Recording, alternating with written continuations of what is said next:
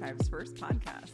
Our host today is Richard Thomas, who is the owner of International Scuba in Carrollton and Frisco, and he's also the founder of the Dive Tribe. Rich has an extensive background in technical diving, side mount diving, and advanced cave diving. So he's an in-depth He has in-depth knowledge in the dive industry, both the technical and recreational side, and has been running a dive shop in the Dallas area for, 15 years now, Rich? About that, yeah. Yeah. He's owned it since 2018, and he's going to be our host. Good morning, everybody. My name is Rich. This is Jen Adams, and we're really excited to have her along with us today. She is running the Frisco store for us. I got to meet Jen she worked for PADI, and she was our training consultant.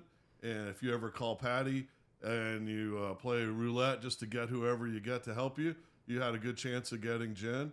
And with all of her great information she gave over the years, we just bonded and was able to get her to come and join the Dive Tribe. And here she is with us. She's got a lot of experience. The thing I like about Jen, I call her the secret weapon because she's a very attractive lady, if I don't say so myself, and she's highly skilled, and that's what fools people, because she has experience in technical diving or rebreather diving. She's a warranty repair specialist for Bauer. She can repair just about any type of regulator, and she did training for service training throughout the South Pacific. So a lot of people don't expect that out of her, but we've got all this great wealth of knowledge from her, so we'll be seeing her on the podcast a lot. So thank you for being here today, Jen. Thank you for having me. So this is our first podcast, and you might be wondering, why are we doing this? Well, I've been talking with some marketing folks and some friends. We did some videos, and Common Interest Media is a great group we work with, and Michael Teehee, well, we just call him Teehee. He gave us lots of great advice, and he gets to know you and sort of interviews you on how to do what kind of marketing you want to do. And he talked us into doing the podcast after talking about some of the bad information that sometimes gets out on the internet, how a lot of times we're fighting bad information, and new divers come in and they don't have good, solid information. And so rather than complaining about it, we're like, well, let's put out some good information, try to dispel myths when we have the opportunity to. I think there's nobody better than some of the folks we have at our shop available to help out, and some of the experts, such as Jen, especially when it comes to training. But we're going to talk today a little bit on the first one. We're going to talk about, let's see here. We're going to talk about mermaiding, which is a new thing that's getting very popular. Got to try it for myself yesterday for the first time. And then we're also going to talk about pro development, since we've got our expert here, Jen. Okay, so today we're going to talk about the PADI Mermaid program. I had the opportunity to try that yesterday. It was really surprising. And then we're also going to talk about pro development. Since we have Jen here, she can pretty much answer any questions. All right, so let's get started talking about the mermaid program. You are a mermaid instructor. I am. So tell us a little bit about your experience with mermaiding. So mermaiding has been, for me, also a surprising experience. I, like everybody, when it was launched a few years back, kind of rolled my eyes and thought it was just a silly certification for young girls. Then I went and completed the mermaid program and found out it's actually pretty hard. So it really incorporates free diving, apnea breath hold diving, and using it with a monofin and tail. So there's a little bit of artistic side to it, where you get to do like flips and, the mermaid handshake and blowing mermaid bubbles and things like that, which is pretty fun. But the meat of it, the core of it, is really learning to free dive, which I found really fascinating and challenging. So for me, with anything, I think if you say you've learned everything, then that.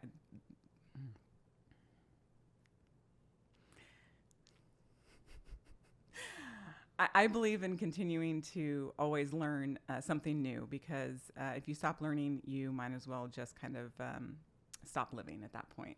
I agree. So for me, it was a new challenge to take on, and it was really exciting and fun. I dabbled in some free diving years ago when I lived out in Guam, but this was much more challenging, and I really enjoyed it.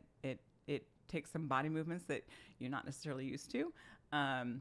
I always tell students now, if they, especially the older ones, to think about the dance move, the worm. That was really popular back then, because you're just kind of moving your body in that undulating type of emotion. So it's pretty cool. But it's a lot of fun. That's the other part of it, is it's challenging, but it's also a lot of fun. And we had learned yesterday that you can teach old dogs new tricks. We had both Kevin, the other course instructor here at the shop, and Rich go through the basic mermaid program with me, and it was a lot of fun, don't you think? Yeah, one of the things that Kevin and I do every year, we pick out something, and we usually pick it out way in advance what we're going to work on that year, and we'll prepare and over prepare for it, and we look forward to it because we really believe you should keep learning, and it keeps scuba exciting. I've been doing it now for 22 years, and I would have been pretty burned out. There's been a couple of times I've gone through little bits of burnout, and every time it was when I stopped learning. So yesterday was kind of impromptu. Kevin came over, and we just decided to do the basic mermaid course. And I was really, Kevin and I both were surprised. That was the first thing that we said once we did it, that there's a little more to it than you expect. And one of the things I thought that was really good about the mermaid program, and for anybody, I'm a cave diver, a technical diver, watermanship, being comfortable in the water with your breathing and the way you move and things like that. I had to learn new movements with the fins and how to propel myself through the water. One of the things I learned, I couldn't turn at all. We've got some video here we'll show in a second. I think we cut it before I crashed into the wall, but you have to use your arms to kind of steer, and that was kind of interesting to learn that. But the breathe ups and practicing the breathing was a lot of fun, just to see how long would hold our breaths. I'm really looking forward to getting a little better, because obviously it's something that I could practice and do better. Oh, for sure. Yeah, you have to practice those breathe ups, and the more you do it, the better you'll get. Mm-hmm. We've got the video. I'd like to show you guys the video. All right. So this first video is of Rich swimming on the surface. He's just practicing that dolphin kick, where he's on the surface doing that undulating body, the worm, as I like to call it. And it's pretty cool. It's just him swimming towards us. The next one is of Rich underwater doing the same movement, just a straight line swim using that dolphin kick. Then we have one of Rich on the surface doing doing it backwards. So he's on his back, swimming backwards. That's, to me, the most challenging one to do, because you have to kind of do that undulating motion in reverse. And while some of us may have known that dance move from back in, what was that, the 90s, 80s? I think it was before that. It might have been like the 50s. The worm? I don't know about that. Anyways, that old dance move. We know that motion, but the backward, doing that in reverse, can be kind of a bit challenging.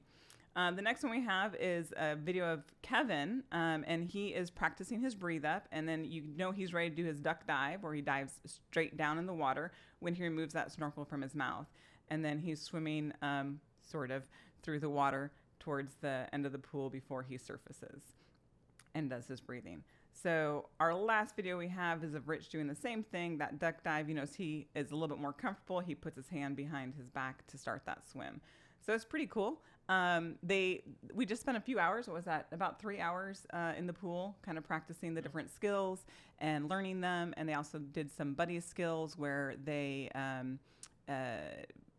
did the cramp release with the tail on. They also had to tread water with the tail on.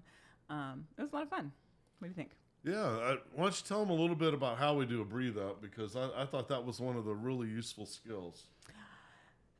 So the breathe up is really working to, it's kind of a different way of breathing. So most people breathe like the top half of their lungs. We want to work for the inhalation starting at the bottom of our lungs, at the diaphragm. So one of the things I was taught was to kind of put one hand on the stomach and one hand on the chest and breathe in where you feel your stomach kind of raising up first, and then you breathe all the way until your chest rises as well. And then you kind of do a bit of a pause there with that inhalation, and then a nice slow exhalation. The exhalation should take longer than the inhalation. And then again, once you empty your lungs of air, you do another pause before you start that inhalation again. And you just kind of work on that.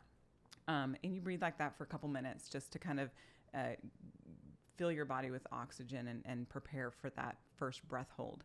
Another thing that we do, that we practice, is actually taking the mask off and having a snorkel in your mouth and breathing with your face in the water to help activate that mammalian reflex.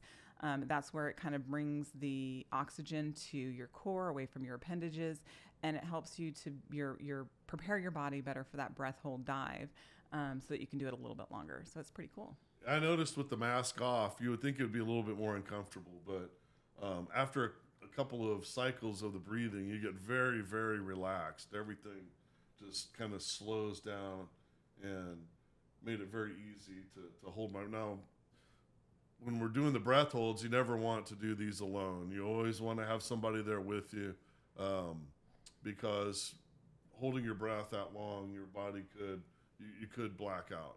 So mermaiding there's a serious side to it, and you don't practice it alone. One of the skills even that we learned was how to take our tail off and get the fins. Both your feet are together, and to get your feet out of the monofin without using your hands. And so I thought that was interesting because you could definitely, I could see someone that's not a strong swimmer or that had some sort of stress could get in trouble with those fins. Yeah, I thought it was funny.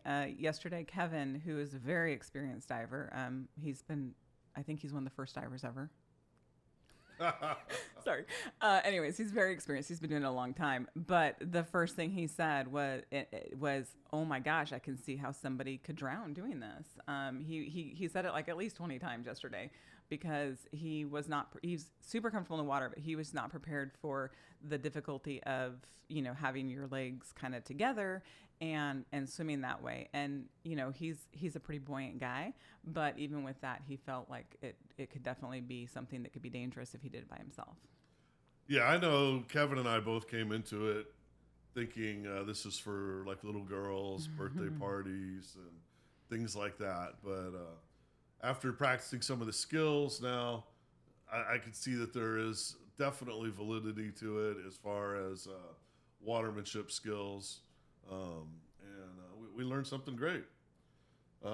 So to get started with the mermaid program, you can reach out to either of the shops. We do the mermaid program on a regular basis, and we're working to develop some more instructors in the store so that we can really push it and have a lot of fun with it. There's I guess mermaids refer to themselves as merfolk in the community, so you can join the merfolk community. She's learned some pretty interesting mer words. So can you share a few of those with us? The only one I can think of right now is shallow. Shallow. Okay. Shallow. It's kind of punny stuff. So it is very punny. Mm-hmm. Come out, try the mermaid, give it a try. I recommend it to everybody. Oh, mermazing. That's another one. It's mermazing. Oh boy, we'll add more as we learn them for you. So, so that's the PADI Mermaid program. There's a couple levels. What are the different levels? So we have a Discover Mermaid, where it's not actually certification. It's just an opportunity to kind of try and check it out and see what it's like.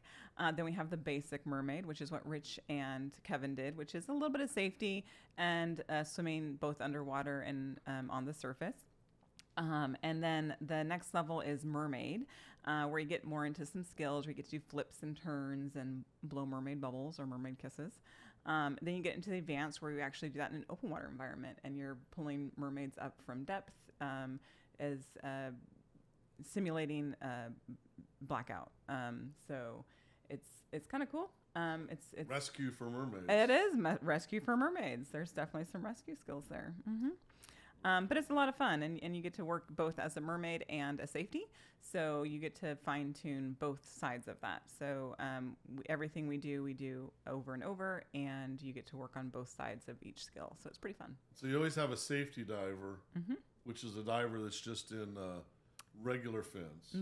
Yes, we call those bifins. Bifins. So not to be confused with split fins. No, definitely not split fins. Okay, so we've got safety diver, couple of mermaids taking turns. All right, what's the minimum age? The minimum age is 6 years of age, and there is no limit. Anybody that's able to do the movements can do the mermaid climb. You do need to be in pretty good shape though to do it. It is. I mean, it does challenge your core. And you do have to be somewhat comfortable in the water, especially at that 6 years of age.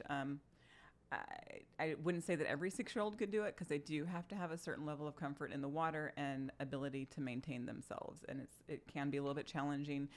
Like I said, Kevin, who is extremely comfortable in the water, struggled with it a bit. And he's been in the water for decades, maybe centuries. Yeah, I might suggest if you're wanting to have your kids do the mermaid program, that maybe you try it yourself, because it's good to see what they're doing, and it gave me a whole new respect for mermaiding. For sure. Well, we'll be having some demos coming up pretty soon. Follow us on the website or on the Dive Tribe or International Scuba on Facebook. We'll be announcing that. So we talked about mermaiding. Well, let's get on to pro development. So this is kind of your thing. Soon to be yours too. So we've got a huge program at International Scuba right now with dive master candidates. It's up over 20 candidates, I believe. It currently. is, yeah. So that's a pretty large group, and the cool thing about a large group of people like that is it makes the program stronger, because the people can work together. I've been seeing dive masters coming in groups of 2 and 4 to hop in the pool and practice skills together, fine-tuning their skills, making them demonstration quality. So can you tell me what the definition of demonstration quality is? So you want it to look comfortable, fluid, and repeatable. So you want it to look easy, right? So you want, mastery learning is comfortable, fluid, repeatable. But for the demonstration, you want it to look easy. It needs to be exaggerated. So being able to complete the skill is not necessarily what we're looking for. You have to be able to complete it in a very slow manner with lots of exaggeration. So if you're already a diver, you might remember your instructor demonstrating how to clear a mask, for instance. So when they're doing their demo, they show you flooding the mask fully. Then they show you pressing on the top of the mask. They'll point to their nose and exhale and look up to clear the water out. So those hand gestures they're doing when they're pressing on top of the mask and they're pointing to their nose and going like that, that's what we call exaggeration. So they're exaggerating the fine points of the skill.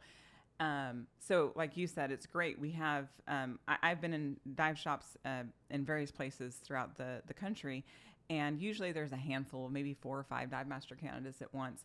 But because there's only a handful, them trying to line up schedules so they can work together doesn't always work out. But with our program now being as robust as it is, there's always somebody who is available to jump in the pool and work together. So it gives them that opportunity to practice out without an instructor present and get comfortable with those demonstrations before they're evaluated by their instructor. So it's pretty cool. Yeah, I've noticed also when you have a group, people kind of push each other. There's a little bit of natural competition, and we're evaluating skills. We're evaluating physical performance in the water, watermanship skills, professionalism. So we're evaluating a lot of different things, and the Dive Master program is a little different than the other specialties because we're also mentoring you. we're looking at you as being our, our coworkers in the future. And so we're trying to mentor real world experiences. I think one of the advantages of doing a dive master course with your local dive center, as opposed to going to an off-site dive master program that might take place faster, is you get to see what happens in our store every day. If you come into International Scuba during 5 to 7, that's our busiest time, crazy stuff happens, and every single day there's a learning experience going on. So working with a dive center where you're seeing the needs of a dive center and how you can fulfill those, I think is really valuable. For sure. Yeah, I mean, it is really valuable. They gain a lot both from being in and around the dive shop and their fellow candidates. Our program is also a little bit different than other shops because we have it set up as a mentorship program. So we have not all of our staff teach dive masters. They all work with dive master candidates, but we have a handful of staff that have been trained and selected to be mentors to those dive master candidates. They're the ones that sign off on the things that are completed, and they develop that mentorship relationship with the candidates. So it gives them that one-on-one experience, but we also require all of our dive master candidates not just to work with that mentor, but to work with all of our staff. So they get to see how different teaching styles happen, and they can kind of pick and choose from the different teaching styles and techniques that they see from all the various instructors and fine tune them for what works best for them and their personality. I mean, we have instructors that are like really bubbly, like Rachel. I mean, she is just off the charts bubbly and everybody's cheerleader. And then you have instructors who are maybe a little bit more quiet, and they're still very good, but they have a different style of doing things. And so, like, I love Rachel and I wish I could be that bubbly all the time, but I can't. So it's just a matter of maybe the dive master candidate can't pull that same bubbly cheerleader personality that she has, but they can kind of pull some of that and realize that her enthusiasm is important, and finding some type of enthusiasm to contribute is good. And so that's kind of the other unique thing about our program is they get to learn from 20 to 30 different people. Right. Well, one of the first things we did when Jen joined the group is we wanted our dive master mentors to not just be able to teach the class from the level they've been trained, but we wanted to make every one of those instructors an expert at evaluating. So when they're evaluating a dive master candidate, they are evaluating them at the same criteria that they will be if they move on to instructor. So we got in the pool with Jen, and we did evaluation scores, and she would compare our evaluations to her evaluation. And I thought that was just really helpful to make sure that the staff is evaluating at the correct level.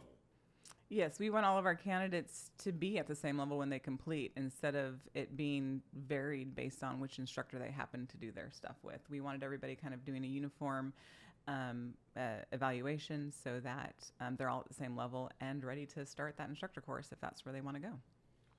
So, we've had conversations about evaluating and the professional level quite a bit. And one of the things you've talked about is how when you see people that you're evaluating as a PADI evaluator at the IE, is that sometimes people have higher standards above what the actual standard is, right? So I know we've had conversations where we thought something was a standard, but it was actually our own personal style or kind technique. of a bias almost. Yeah, for sure. I mean, there's more than one way to skin a cat, so to speak. So there's more than one way to demonstrate a skill or conduct a skill. And so one of the common things that happens is, course instructors like to implement their way of doing things. I had a course instructor that was very much a drill sergeant. If you didn't do it exactly the way he wanted it, then it was a 0 instead of what it would have been a 5. So I've found that a lot of people out there have their students kind of tense, especially when they get to that IE environment, because they're expected to perform to a higher level than they actually need to with regard to like skill demonstrations. And so It's interesting, but I always tell people look at what the performance requirements state, at least when it comes to PADI, and how to get there meeting those performance requirements, and that's the key thing. So let's talk about evaluating just real quick. So you get scored 1 through 5, right? And so to earn a 1, Failure to complete. failure to complete. Okay. To earn a 2, Completed with difficulty, significant difficulty. okay. To earn a 3, Fast. So that's usually a 3 is where we usually have our open water students. So if an open water student completes the skill successfully, it is usually at the 3 level.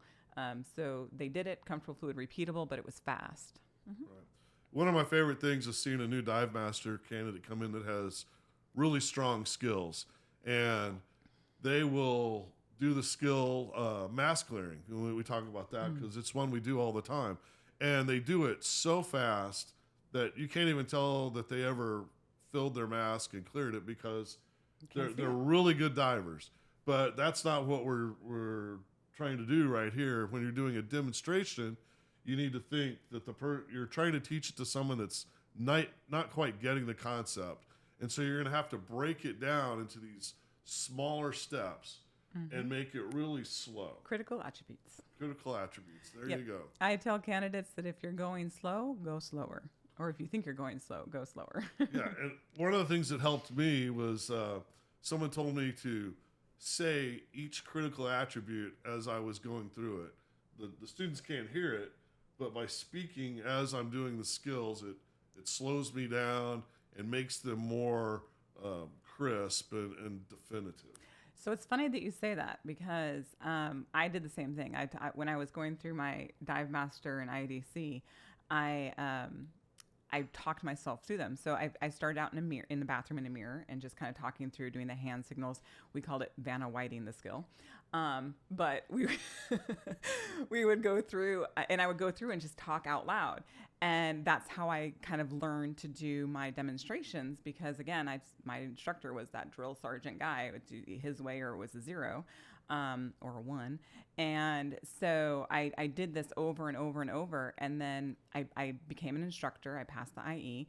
And the first time I team taught was like a couple months later. I had another instructor get in the water with me, and he was a friend.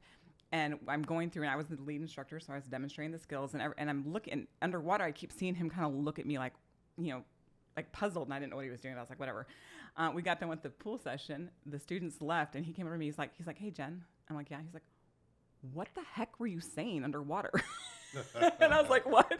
I didn't realize that even though I'd passed IE, I was still talking myself through the skills in my open water classes. It was hilarious. After that, I became very aware of what I was doing after that, and I stopped. But it was pretty funny. Well, I love what's going on with with our Dive Master candidate program. For sure. We've got several instructors that have really stepped up and wanted to make the program better. Things can always be better. Things are constantly changing as far as the amount of time people have. I've noticed.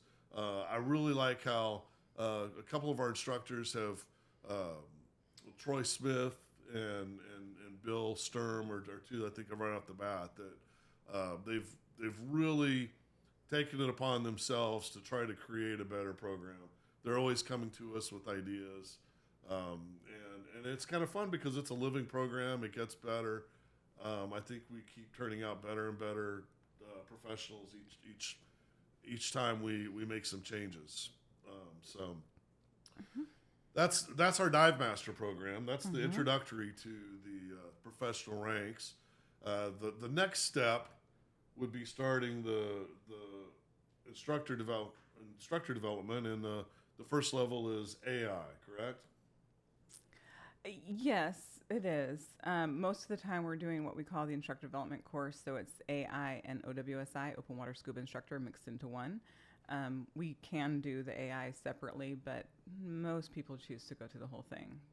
Yeah, I think it makes sense to, while everything is fresh, keep going through it. So to complete the entire instructor process, it's around a 2-week program, right? Well, the way we structure it, it is about two weeks, but it's not every day. It's 4 days, so it's about an 8 day program is what it comes down to. Sorry, seven day.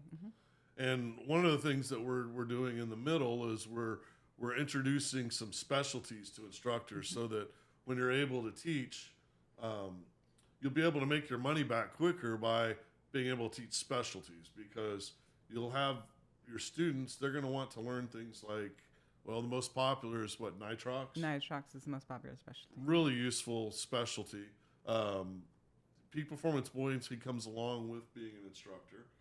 But what are some of the more popular ones that you found people take? So we typically will incorporate the deep diver specialty. Search and recovery is really popular, as is rec and navigation.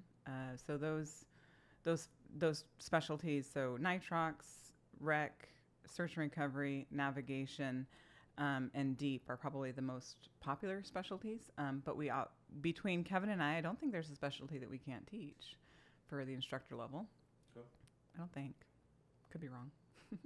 Yeah, well, even ice diving, which is one of the more esoteric specialties you can take. We host a ice diving festival every February, and we have one of the top ice diving instructor trainers in the world come down from Canada, Mr. Charles DuPont. And I would like to state that I am an ice diving instructor trainer, but Kevin is not. Sorry, Kevin. Yep. So we're developing that. So anybody that wants to have a instructor certification that's not just run of the mill, the ice diving is a lot of fun. So we've got our programs. Currently, we're running them 4 times a year. Not yet. Our goal is to have for a year. We can technically run it anytime, so we don't limit ourselves to necessarily when an IE is scheduled. However, we do try to schedule them around IEs because it makes most sense to complete it and go straight into that IE while it's still fresh in your brain. But yeah, so we're currently doing 2 to 3 a year, and it's a great program. Ours is a little bit different than others because for a couple of reasons. One, because we have just an amazing team that works with us, so we have a ton of master instructors and staff instructors that assist with our IDCs, which is awesome. But we also offer a little bit more than other dive centers in that it's all based on what you want to participate in, but we offer the option to come in and help do internships in the store so you can learn about retail sales. You can learn how to sell, how to fit gear, and get comfortable talking about the different products and their benefits. The other thing that we can offer is some minor equipment repair training, as well as some simple compressor maintenance like changing filters, checking oil, all that fun stuff. So we do a little bit more to help, and we also help you build a resume. So most of the time when you take an IDC, if you're not working for the dive shop who trained you, you're kind of you get certified. Now you're like, now what? How do I get a job? So not only do we help you with building that resume and the different skills that dive shops are looking for so you can put that on a resume, we also have dive shops that we work with that are looking to hire people. So like, for instance, we have a dive shop, Cane Bay, in St. Croix, who's always looking for dive instructors. So we can absolutely help get you job placement in some various dive shops that we are partnered with. We're also looking at doing some of the IDC work, the final bits, the open water portion, right? The open water portion down in St. Croix, which is a beautiful place to dive. One of the things you're talking about, if you're wanting to go and work in a dive shop or especially a resort, I get resumes all the time sent to me, and the ones that I notice are going to be the ones that have these skills. They have gas blending. That means that they know how to blend nitrox, they know how to O2 clean tanks, and they can just fill a tank properly. So that's, to me, an instructor that comes in without that skill, they aren't very valuable. You talked about the maintenance. I think having some repair courses are very important. One of the things I also find really valuable in our store is to be able to VIP tanks. We right now I think we've probably got 20 tanks that we're going to be vipping this afternoon, and it's very time consuming. So learning how to visually inspect a tank and that's something that we can also train. Those are the skills you're looking for. On a island, they're going to be looking for a little bit of compressor maintenance for sure. Boat captain, knowing how to handle a boat. And even if you're not a boat captain, you can tell people that have never been on a boat before because they're always in the wrong place at the wrong time, or they don't know how to tie a boat up, things like that. If you need some training on that type of stuff, we can help you so that when you show up, you're not a nuisance on the boat. These are all things that you can work to develop aside to the professional training for scuba. Well, we're going to have a special night on July 25th. That's a Tuesday night. It's a Tuesday night at 7 p.m. 7 p.m. at the Frisco location. And it's called Live to Scuba. Live to Scuba. And what we're going to do is we're going to have a bunch of pros in, and they're going to talk about their experience of becoming a pro and working with International Scuba and the Dive Tribe. You'll get to hear firsthand what it's like. We've also got a very special guest, Mr. Steve Heaton. You worked with him for many years. Yep, he's the PADI regional manager. Yeah, he's our regional manager. If you want to be a professional and you live in, what's our region here? This is the Southwest. Southwest region or the Midwest region. He covers two regions. He does. Steve is the man. And what's really nice is he's usually the evaluator at the IEs. And I remember when I went to my first IE instructor examination, I felt like the examiner was the guy that was like the big creature at the end of the video game that you had to kill to get the goal, right? And I was very, very intimidated by him. But getting to know our examiners recently, I think it's a benefit that our divers, they know Steve. And so when they see him, they know that Steve, he's rooting for them. He's on their side. He's not working against them. He's not the gatekeeper.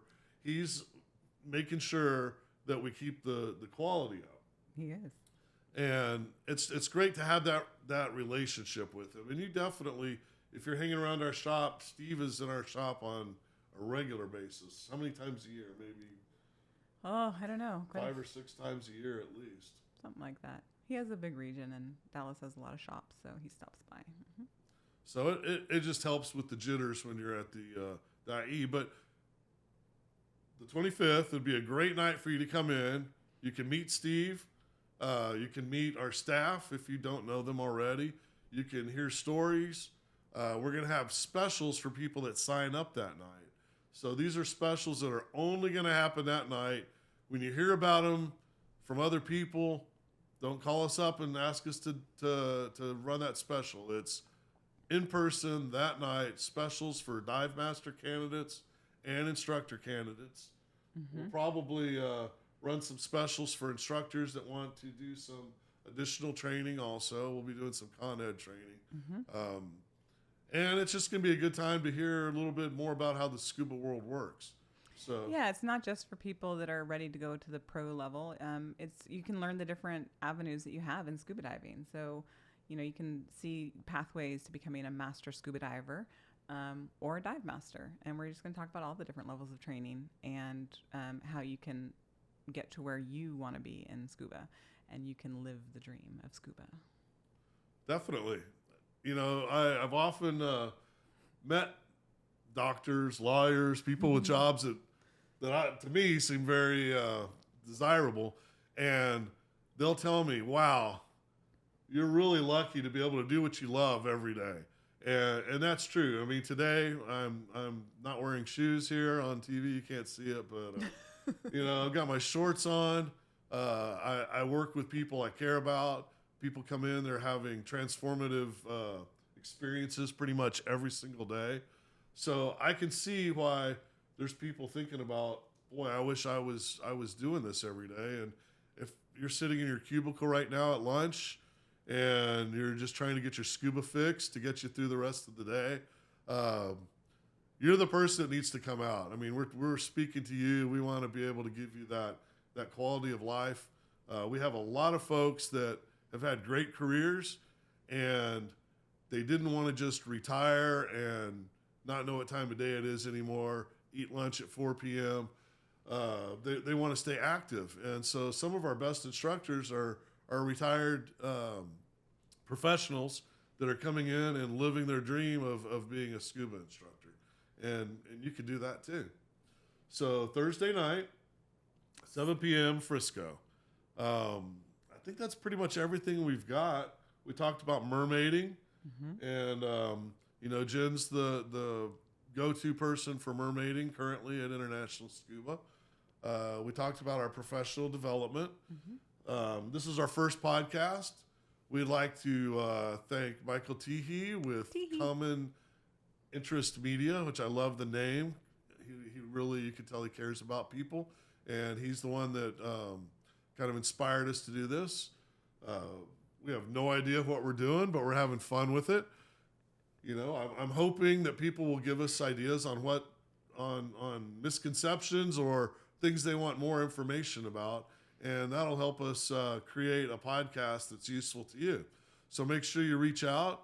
We've got internationalscuba.com is our webpage.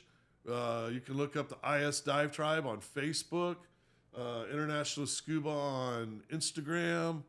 And you can send show ideas to show@internationalscuba.com. Show@internationalscuba.com. Perfect. Please send nice things. Keep it nice and clean.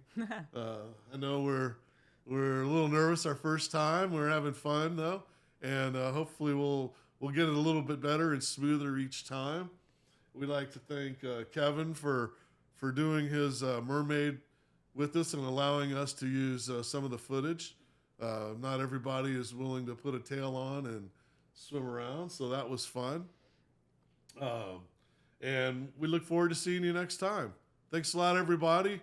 Thank you. Have a good day. It's like that we're all talking about.